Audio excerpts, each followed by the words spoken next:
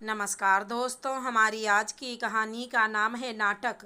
बहू जाओ, अनुभा से दामाद जी की पसंद पूछाओ। आज जो भी खाना बनेगा उनकी पसंद का बनेगा। 2 दिन बाद वे दोनों हिमाचल घूमने निकल जाएंगे। ठीक है माँ जी, बोल अवनी अनुभा से दोपहर के खाने का मेन्यू पूछ कर आती है और खाना बनाने में व्यस्त हो जाती है। दोपहर तक दामाद मोहित जी घर पहुँच जाते हैं। सारे लोग मिलकर खाना खा लेते हैं। सुनीता जी की सख्त हिदायत थी कि दामाद जी की खिदमत में कोई कमी पेशी ना आए, इसीलिए अवनी अपनी ननद अनुभा से पूछ पूछ कर खाने की व्यवस्था कर रही थी। बारिश का मौसम तो वैसे ही पूड़ी पकौड़ी के लिए ही ललचाता है, तो शाम को आलू प्याज की भजिया और चाय का दौर चल पड़ा। उसके बाद दम आलू, मिस्सी रोटी, दाल मखनी, टमाटर की चटनी अवनी तैयार करने में लग गई। रात का खाना निपटा, फिर जल्दी जल्दी रसोई समेट देती है। इन सब में कोई उसकी मदद नहीं करने पहुंचा। काम करते करते वो काफ़ी थक गई। फिर कमरे में पहुंची, वहां अजीत उसका इंतज़ार कर रहा था। क्या बात है, बड़ी देर लगा दी? हाँ, काम बहुत बढ़ गया है आज, तो मैं कुछ ज़्यादा ही थक गई हूँ।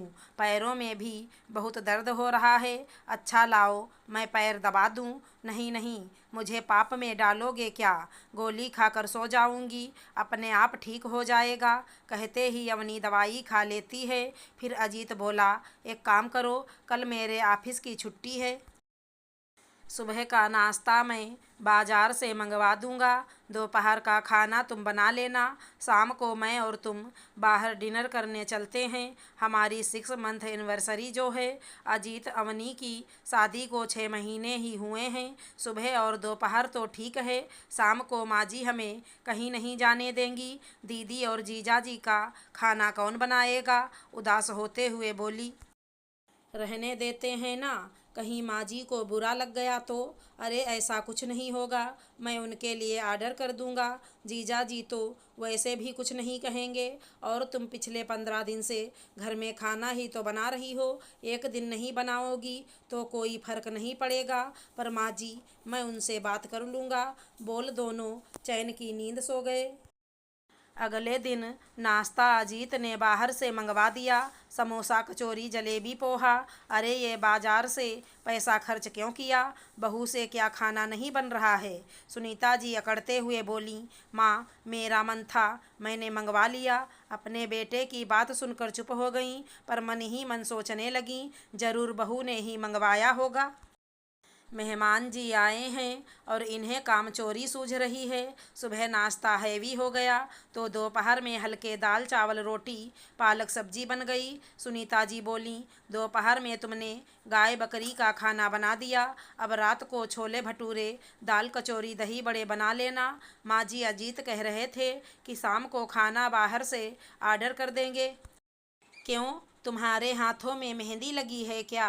नहीं, हम दोनों आज बाहर डिनर करने जा रहे हैं। बहू, तुम्हें शर्म नहीं आती? घर में मेहमान जी बैठे हैं और तुम मुंह उठाकर डिनर करने जाओगी? कौन सा वे लोग रोज़ रोज़ हमारे यहाँ आते हैं? कल मेहमान जी चले जाएंगे, फिर पता नहीं कितने दिनों बाद आएंगे। तुम कहीं नहीं जा सकती और अपने प्लान जरा सोच समझ कर बनाया करो। बाहर कितनी बारिश हो रही है, इससे बेहतर है कि रसोई में जाकर खाना बनाओ। अपनी सास की बात सुन अवनी की आंखों में आंसू आ गए और वो चुपचाप चली गई। थोड़ी देर बाद बेटी अनुभा के कमरे से जोर जोर से चिल्लाने की आवाज़ें आने लगीं। सुनीता जी घबराती हुई कमरे में पहुंची। क्या हुआ बेटा, तू क्यों रो रही है? माँ, आपने मेरी शादी करके मेरी ज़िंदगी खराब कर दी। क्यों बेटा, क्या हुआ? मेहमान जी, आपने कुछ कहा क्या मेरी बेटी को? ये क्या कहेंगे, इनकी माँ और बहन ने मिलकर मेरी ज़िंदगी नरक बना दी है। बेटा, ये तू क्या बोले जा रही है? थोड़ा चुप हो जा, सुनीता जी डरती हुई बोली। नहीं माँ, अब मैं चुप नहीं रहूँगी। शादी को 2 महीने हो गए, कितनी मुश्किल से हम हिमाचल घूमने जा रहे थे। सोचा था हनीमून पर नहीं ले गए तो चलो अब चलते हैं, पर नहीं, इनकी बहन घर में आकर बैठी है। अब सासू माँ मुझे अपनी सेवा के लिए घर वापस बुला रही हैं। अब आप ही बताओ, गुस्सा आएगा कि नहीं आएगा? सुनीता जी मोहित की तरफ देखते हुए बोलीं, मेहमान जी, मैं ज़्यादा तो नहीं बोलूँगी, पर आप ऐसा कर मेरी बिटिया का मन दुखा रहे हैं। कृपया ऐसा ना करें। अब तो आप घर से बाहर निकल भी चुके हैं, तो क्यों ना हिमाचल से लौटने के बाद ही अपनी बहन से मिल लेना। आखिर आपकी पत्नी को भी आपसे कुछ उम्मीदें हैं, जिन्हें पूरा करना आपका फ़र्ज है। ऐसे तो मेहमान आते जाते रहते हैं, तो क्या हम अपना मन मार लें? कितना गलत होगा ना।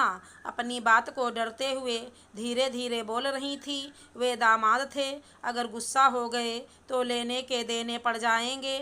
आखिर बोल तो वो उसकी माँ और बहन के बारे में ही थी ना। अच्छा मम्मी जी, ऐसा है तो आप भी अपनी बहू के साथ बहुत गलत कर रही हैं।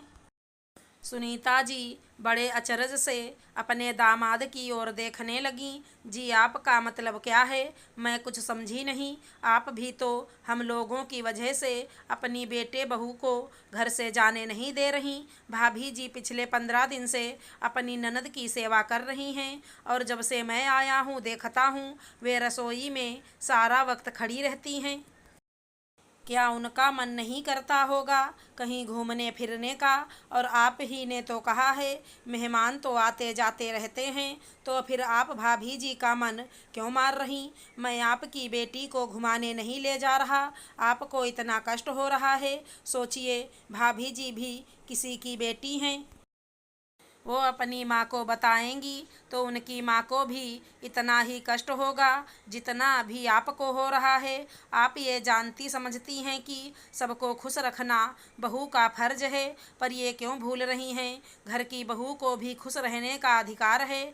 अब सुनीता जी को समझते देर नहीं लगी कि दामाद जी ने सास बहू के बीच हुई बात सुन ली थी। मोहित जी से बोली, दामाद जी, आप बिल्कुल सही कहते हैं। मैं अपने स्वार्थ में अंधी होकर बहू की खुशी को अनदेखा कर रही थी। तभी अजीत और अवनी वहां पहुंच चुके थे।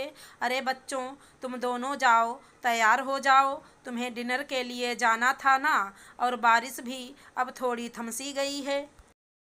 साथ में खाना भी आर्डर कर देना, हम सब लोग यहाँ आराम से खा लेंगे। फिर थोड़ा उदास मन से बोली, मेरी बहू को तो मैंने खुश कर लिया, पर काश मेरी बेटी भी खुश हो लेती। चल अनुभा, कल सुबह के लिए तेरा बैग पैक कर देती हूँ, तुझे वापस ससुराल जो जाना है। तब मोहित जी हंसते हुए बोले, अरे मम्मी जी, मैंने तो नाटक किया था, हम घर नहीं परसों हिमाचल जा रहे हैं। मेहमान जी, आप मेरे साथ मजाक कर रहे थे। पल्ला सिर पर रखती हुई बोली, माँ बेटी में इतना हंसी मजाक तो चलता ही है। अनुभा मुस्कुराते हुए बोली, अच्छा तो तू भी इस सबक में शामिल थी? सुनीता जी मुँह बनाते हुए बोली, हाँ हाँ, हर बार माँ अपने बच्चों को सही रास्ता दिखाती है, पर कभी कभी बच्चों को भी माँ को रास्ता दिखाना पड़ सकता है। बस मैंने और मोहित जी ने यही किया। सबका खाना आ चुका था। अजीत और अवनी बाइक पर बैठकर डिनर डेट के लिए चल पड़े, अपने कुछ खुशनुमा पल बिताने। ठंडी हवाएं चल रही थीं, पर बारिश थम चुकी थी। आज मौसम का मिजाज कुछ अलग ही था। घर में बहू को भी खुश रहने के अधिकार जो मिल गए थे। अगर हमारी कहानी पसंद आई हो तो चैनल को लाइक शेयर सब्सक्राइब करें। धन्यवाद दोस्तों।